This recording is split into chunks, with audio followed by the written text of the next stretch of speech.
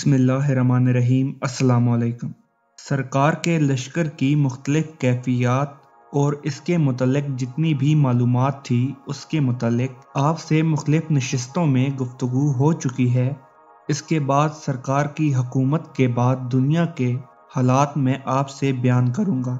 इससे पहले मैं बयान कर चुका हूँ कि ज़हूर व खुरूज से पहले क्या हालात होंगे और ज़हूर के बाद क्या हालात होंगे, लश्कर की क्या हालत होगी, जंग की क्या हालत होगी, सिपाह सालार कौन होंगे, सिपाह क्या होगी सरकार की।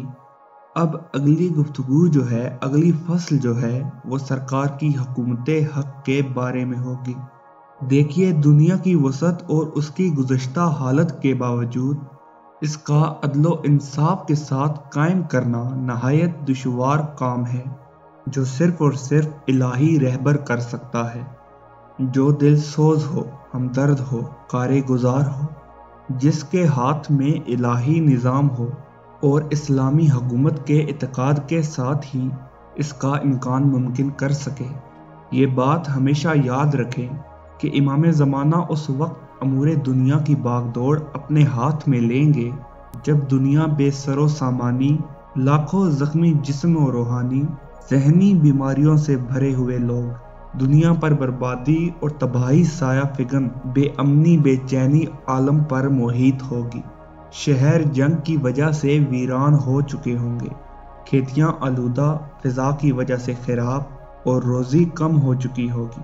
दुनिया आलम में मुख्तलिफ जंगों की नफूस की वजह से हर तरफ तबाही का आलम होगा। यहाँ पे सरकार की हुकूमत से पहले और बाद के हालात को हम अपनी नज़र में रखते हैं तो इससे पहले भी दुनिया में बहुत सारे रहबर ऐसे आए जिन्होंने दुनिया में मसावात को कायम करने का दावा किया, जिन्होंने अमन कायम करने का दावा किया, जिन्होंने बराबरी की सतह पर खजाइन को तकसीम करने का जिक्र किया, लेकिन दर हकीकत ये नारा सिर्फ नारा ही रहा। ये कभी भी अपनी असली शक्ल में अमल पजीर हो ही नहीं पाया।